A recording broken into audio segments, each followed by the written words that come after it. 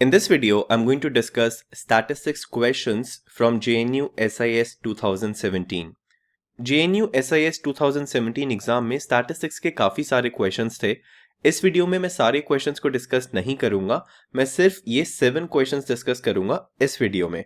इन 7 questions में से काफ़ी क्वेश्चंस ऐसे भी हैं जो बहुत ही ज़्यादा बेसिक हैं, जो कि डेफिनेशंस पे बेस्ड है, तो ये वीडियो एक काफ़ी शॉर्ट वीडियो होने वाली है।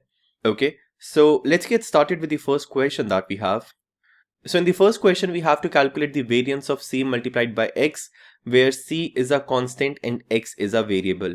ये काफ़ी स्ट्रेट फॉरवर्ड क्वेश्चन है। बेसिकली ये वेरिएंस की प्रॉपर्टी होती है कि variance of c multiplied by x, जहाँ पे c एक कांस्टेंट को रिप्रेजेंट कर रहा है, इसको हम लिख सकते हैं c square variance of x. सो जो राइट आंसर है वो है पार्ट नंबर सी। इसमें कुछ इतना एक्सप्लेन करने वाला है नहीं, ये एक वेरिएंस की प्रॉपर्टी होती है एंड इस स्टेज पे तुम्हें ये बेसिक प्रॉपर्टीज तो पता ही होनी चाहिए। अगर यही सेम क्वेश्चन एक्सपेक्टेड वैल्यू के ऊपर होता तो यहाँ पे ये जो सी है ये बाहर आ जाता और इसका स्क्वायर नहीं होता, तो फिर इस केस में ये हो जाता C multiplied by expected value of X. अगर इसी सेम क्वेश्चन में मैं ये कर दूं that variance of X plus C या फिर variance of x minus C, तो वेरिएंस बिल्कुल भी अफेक्टेड नहीं होता, ये वेरिएंस ऑफ x ही रहता है। तो अगर तुम कांस्टेंट को ऐड कर रहे हो या फिर कांस्टेंट को सब्ट्रैक्ट कर रहे हो वेरिएबल में, तो वेरिएंस में कोई भी चेंज नहीं होता, बट अगर तुम मल्टीप्लाई कर रहे हो तो डेफिनेटली चेंज हो जाएगा, और जब कांस्टेंट बाहर आएगा तो उसका स्क्वायर हो जाएगा। Okay, so quite a straightforward question. Part number C is the right answer. Let's move to the next question. If x and y are two random variables, then which of the following is true? Well, ये वाला question भी काफी straightforward question है। Actually जो इसका right answer है वो है part number A. Okay, and this is because of the law of iterated expectations. So एक लॉ होती है जो तुमने शायद अपने स्टैटिस्टिक्स के कॉन्सेप्ट्स में पढ़ी होगी, एंड उस लॉ से हमें डायरेक्टली ये वाली चीज मिल जाती है। ये एक कॉन्सेप्चुअल वीडियो नहीं है, तो मैं इस वीडियो में तुम्हें लॉ ऑफ आइटरेटेड एक्सपेक्टेशंस नहीं समझाऊंगा, बट अगर तुमने लॉ ऑफ आइटरेटेड एक्सपेक्टेशंस अभी तक नहीं पढ़ा है तो तुम इसको टेक्स्ट बुक से डेफिनेटली पढ़ लेना। ये काफ़ी इंपॉर्टेंट टॉपिक है। इस टॉपिक पे तुम्हें काफ़ी सारी यूट्यूब वीडियोज़ भी मिल जाएंगी, तो तुम उनसे भी सीख सकते हो कि लॉ ऑफ आइटरेटेड एक्सपेक्टेशंस होता क्या है। तो ये वाला जो क्वेश्चन है ये भी काफ़ी एक स्ट्रेट फॉरवर्ड क्वेश्चन है। अगर तुम्हें लॉ ऑफ आइटरेटेड एक्सपेक्टेशंस पता है then the answer is quite straightforward, जो कि होगा part number A. So now let's move to the next question. Question number 18 is expectation is called the first moment. Well, yes, this is true. Okay, so the answer is part number A. ये भी एक काफ़ी basic चीज़ है। जब तुम अपने moments के बारे में पढ़ रहे होंगे तब तुमने ये चीज़ शायद पढ़ी ही होगी कि जो फर्स्ट मोमेंट होता है वो एक्सपेक्टेशन होता है। सो इसमें भी कुछ एज सच एक्सप्लेन करने वाला है नहीं। This is a theoretical question and the right answer is part number A. Now let's move to the next question. If probability of A is 0.6, probability of B is 0.3 and probability of A given B is 0.5, then what is probability of A multiplied by B? Well, इस question में एक ही चीज़ थी जो कुछ students को थोड़ा सा confuse कर सकती है, वो ये थी कि probability of A B को तुम probability of A intersection B भी लिख सकते हो। जिन स्टूडेंट्स को ये चीज़ पता थी उनके लिए क्वेश्चन काफ़ी स्ट्रेट फॉरवर्ड है, बिकॉज अल्टीमेटली तुम्हें probability of A intersection B निकालना है given this information. So probability of A given B का जो फॉर्मूला होता है वो होता है probability of A intersection B divided by probability of B, and this implies कि जो probability of A intersection B होगा अगर मैं क्रॉस मल्टीप्लाई कर दूं, so this is equal to probability of A given B multiplied by probability of B. probability of A given B तुम्हें directly question में given है, it is equal to 0.5, and probability of B भी तुम्हें directly question में given है, it is 0.3. So 0.5 multiplied by 0.3 is 0.15. So probability of A intersection B, और जिसको तुम बोल सकते हो probability of AB, this is equal to 0.15. That means part number C is the right answer. Okay, let's move to the next question now.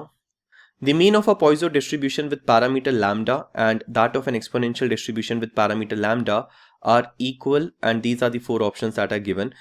अब देखो, इन type of questions के लिए ना तुम्हें पहले से कुछ जनरल प्रॉपर्टीज पता होनी चाहिए। तुम्हें ये पता होना चाहिए कि अगर हम पॉइजन डिस्ट्रीब्यूशन की बात कर रहे हैं और पैरामीटर है लैम्डा, तो तुम्हें पता होना चाहिए कि जो मीन होगा वो क्या होगा। बेसिकली पॉइजन डिस्ट्रीब्यूशन अगर पैरामीटर है लैम्डा तो जो मीन होगा वो भी लैम्डा होगा। ओके सो कुछ बहुत ही इंपॉर्टेंट डिस्ट्रीब्यूशंस होते हैं, जैसे कि पॉइजो डिस्ट्रीब्यूशन एक इंपॉर्टेंट डिस्ट्रीब्यूशन है, एक्सपोनेंशियल डिस्ट्रीब्यूशन भी एक इंपॉर्टेंट डिस्ट्रीब्यूशन है, बर्नौली भी है, बाइनोमियल भी है। इनके ना तुम्हें एक्सप्रेशंस पता होने चाहिए कि इनका मीन क्या होता है, इनका वेरिएंस क्या होता है, बिकॉज बहुत बार एग्जाम में ऐसा क्वेश्चन फ्रेम होकर आ सकता है जहां पे तुम्हें डायरेक्टली इनके एक्सप्रेशंस को यूज करना पड़े। तो ये सारे एक्सप्रेशंस की तुम्हें डेरिवेशन भी पता होनी चाहिए और इन सारे एक्सप्रेशंस को तुम्हें याद भी रखना पड़ेगा। सो अगर हम एक पॉइजो डिस्ट्रीब्यूशन की बात करें जिसका पैरामीटर है लैम्डा, तो उसका जो मीन होता है वो भी होता है लैम्डा। और अगर हम एक एक्सपोनेंशियल डिस्ट्रीब्यूशन की बात करें जिसका पैरामीटर है लैम्डा, तो उसका जो मीन होता है वो होता है 1 divided by lambda. Okay so Poisson distribution with parameter lambda का मीन हुआ lambda, exponential distribution with parameter lambda का मीन होता है 1 बाय लैम्डा। ओके एंड हमसे बस ये पूछा जा रहा है कि अगर इन दोनों डिस्ट्रीब्यूशंस के मीन इक्वल हैं, दैट मीन्स अगर लैम्डा इक्वल है 1 बाय लैम्डा के, बिकॉज ये है मीन पॉइजो डिस्ट्रीब्यूशन का और ये है मीन एक्सपोनेंशियल डिस्ट्रीब्यूशन का, तो यहां से हमें क्या मिलेगा? बेसिकली दिस इंप्लाइज कि जो लैम्डा स्क्वायर है वो है इक्वल टू 1, दिस इंप्लाइज कि जो लैम्डा होगा वो होगा प्लस और माइनस 1। अब देखो यहाँ पे मैंने ये जानबूझ के डेफिनेशंस लिखी हैं, बिकॉज अगर तुम पॉइजो डिस्ट्रीब्यूशन की डेफिनेशन देखो, जो रैंडम वेरिएबल है x वो नेगेटिव वैल्यूज ले ही नहीं रहा, जो वैल्यू स्टार्ट हो रही है वो 0 से स्टार्ट हो रही है। सिमिलरली अगर तुम एक्सपोनेंशियल डिस्ट्रीब्यूशन में भी देखो, जिस तरीके से ये डिफाइंड है वो नेगेटिव वैल्यू ले ही नहीं रहा जो रैंडम वेरिएबल है।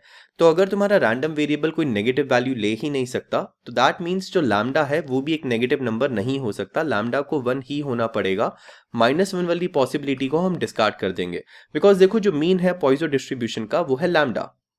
ओके इसका मतलब अगर x फॉलो कर रहा है पॉइजो डिस्ट्रीब्यूशन, तो एक्सपेक्टेड वैल्यू ऑफ x है लैम्डा। अब अगर x कोई नेगेटिव वैल्यू ले ही नहीं रहा, तो लैम्डा तो नेगेटिव हो ही नहीं सकता ना। सो इसका मतलब ये है इक्वल टू -1 वाली पॉसिबिलिटी को हम डिस्कार्ड कर देंगे, वैसे भी ये यहाँ पे ऑप्शन में गिवन नहीं है। सो जो राइट आंसर हो जाएगा वो हो जाएगा part number B, that this is only going to happen when your lambda is equal to 1। Okay so B is your right answer. Let's move to the next question. Well once again ये भी एक theoretical question ही है, तुम्हें properties पता होनी चाहिए distributions की क्या होती है। बेसिकली पॉइजो डिस्ट्रीब्यूशन के केस में जो मीन एंड वेरिएंस होते हैं ना, वो दोनों के दोनों सेम होते हैं। एंड ये तो काफी स्ट्रेट फॉरवर्ड क्वेश्चन है, तो जो राइट आंसर है वो है part number A. But you know in properties को यूज करके तुम्हें और भी तरीकों से क्वेश्चंस दिए जा सकते हैं। तो once again I am telling you this कि जितने भी इंपॉर्टेंट डिस्ट्रीब्यूशंस हैं तुम्हें उनके बारे में ये चीजें पता होनी चाहिए कि उनकी स्पेशल प्रॉपर्टीज क्या है, बिकॉज ऐसा बहुत बार होता है कि एग्जाम में एक डायरेक्ट क्वेश्चन आ जाता है और वो क्वेश्चन तुम तभी सॉल्व कर पाते हो जब तुम्हें जनरल प्रॉपर्टीज का आइडिया होता है। सो मेरी एडवाइस ये होगी कि तुम सेपरेट से एक डॉक्यूमेंट बना लो या फिर कुछ नोट्स बना लो, जहां पे जितने भी स्पेशल डिस्ट्रीब्यूशंस हैं तुम इनकी प्रॉपर्टीज को लिखो, इनके मीन को लिखो, इनके वेरिएंसेस को लिखो। ओके बिकॉज ये सारे एक्सप्रेशंस तुम्हें बाय हार्ट पता होने चाहिए, right? So the answer that we have for the question number 44 is mean equal to variance. Let's move to the next question now. Two events A and B are said to be mutually exclusive if, well once again a really simple question। mutually exclusive का मतलब ये होता है कि ये दोनों events same time पे नहीं हो सकते, एंड अगर ये दोनों इवेंट्स सेम टाइम पे नहीं हो सकते तो इनकी जो इंटरसेक्शन की प्रोबेबिलिटी होगी वो होगी 0। That means the right answer is part number D. Okay so this is all about the 7 questions that we had in JNU SIS 2017। इस एग्जाम में और भी स्टैटिस्टिक्स के क्वेश्चंस पूछे गए थे, जिसके लिए मैं सेपरेट वीडियोस बना दूंगा। Okay, so that's it for this video.